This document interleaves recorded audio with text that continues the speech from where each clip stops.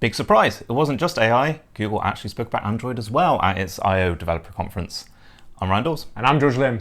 So if we kick off with the Pixel 7a, because I think that this is one of the most interesting devices, because I'm going to award it straight away the best mid-range smartphone out there.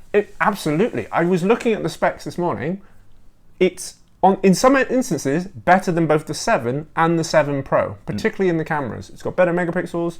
The screen is slightly smaller, but it really doesn't trade off that much in terms of for the price. Yeah, that is it. I mean, it's almost going back to the Nexus days where you're kind of getting a flagship for a mid-range price. This is the first A device that has wireless charging, and it comes in at just £449. It really is one of those devices that makes you think, do I need to spend over $1,000 on a new smartphone? Exactly what I said today, yeah. It's difficult because if you're locked into the Apple ecosystem, like I very much am again, there's no real proper equivalent. Yeah.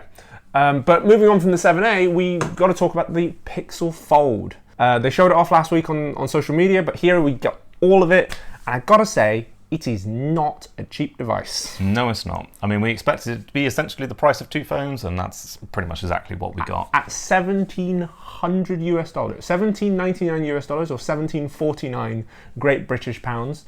It's a foldable, and it doesn't even look that nice. Yeah, it's interesting because of, first of all, what catches your eye, I think, is the size of those bezels. Yeah.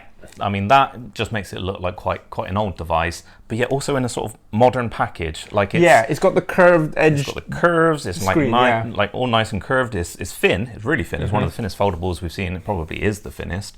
So it is like a normal smartphone when you're holding it, but yeah, it's just something about it that just puts me off. But this is the first generation. So yeah, so one of the things that Google have said is they've actually put some of the hinge mechanism above and below the screen rather than behind it, like some of the other devices, which is how they got that thin sort of closed profile.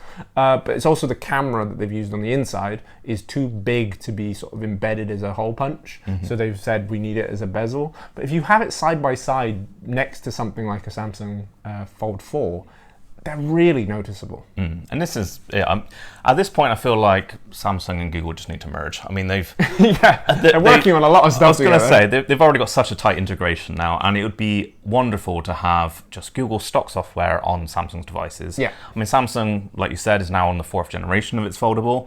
We can expect a 5th generation coming out later this year, which is probably going to be a very exciting device.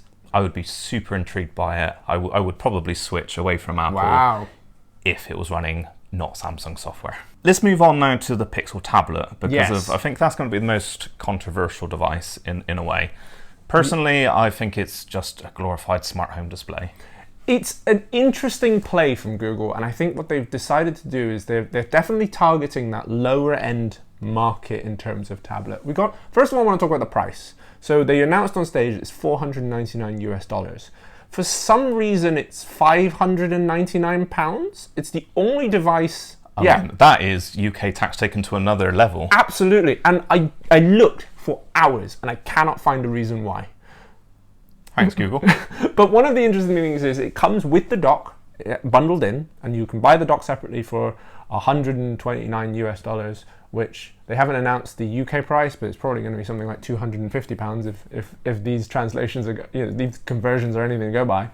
But I think they're definitely aiming it at the lower end market, so the iPad market. The basic iPad, yeah. But yeah, like you said, it's a glorified smart home device. That's what it's targeting, but I think the price may be just a bit too high, especially in the UK, to reach that audience properly. So one area where Google is very much catching up to Apple is with its Find My device.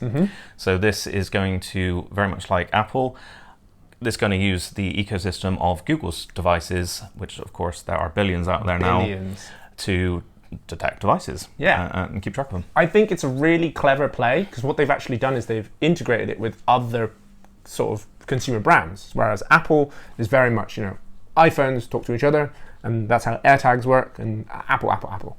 Whereas the Google side, they've gone, Tile, and all these other players. All these other players, headphone manufacturers. I think OnePlus was one of the sort of headphone brands that they showed off, or tablet brands they showed off, sorry. And I think it's really smart using all of these devices, because it makes the network even bigger than Apple's. It's huge. Yeah. They partnered with Apple on a new framework so that it doesn't matter whether a AirTag is placed on someone or one of the sort of Google Find My partner devices. It will, whatever ecosystem you're in, it will alert you that there's an AirTag, or I'm always going to use AirTag. There's a tracker on you. There's a tracker on you, yeah. Yeah. But that was on the one hand, buddy with Apple.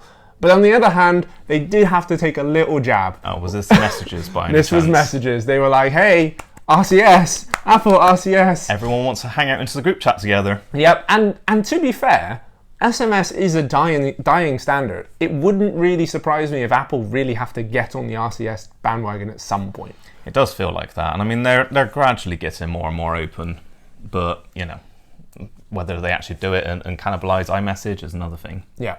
So one of the other things that they showed off was WhatsApp coming to Wear OS, which is the first for a smartwatch. I had to fact check that because I'm always getting WhatsApp messages come through on my watch, but it is just that. It's just a notification relayed, basically. Yeah. I was like opening up and I was like, actually, no, there isn't a WhatsApp app for watchOS yet. Yeah, and one of the things that Google are doing is obviously they're buddying with lots of different companies, and this is clearly, they're buddying with Samsung, they're buddying with Meta. So I actually think Google are sort of trying to be the anti-Apple, as they always are, but trying to bring in more brands to kind of go, like, we can make a big technology. We can do what you're doing, Apple, but we're doing it with partners. That is what we got to cover today for the Android side. If you want to go check out some of the thoughts we had on the AI stuff, that's another video. Go check it out in our profile. Why did you point at me when you said AI stuff? It's almost like I went really technical on that one AI episode. And until next time,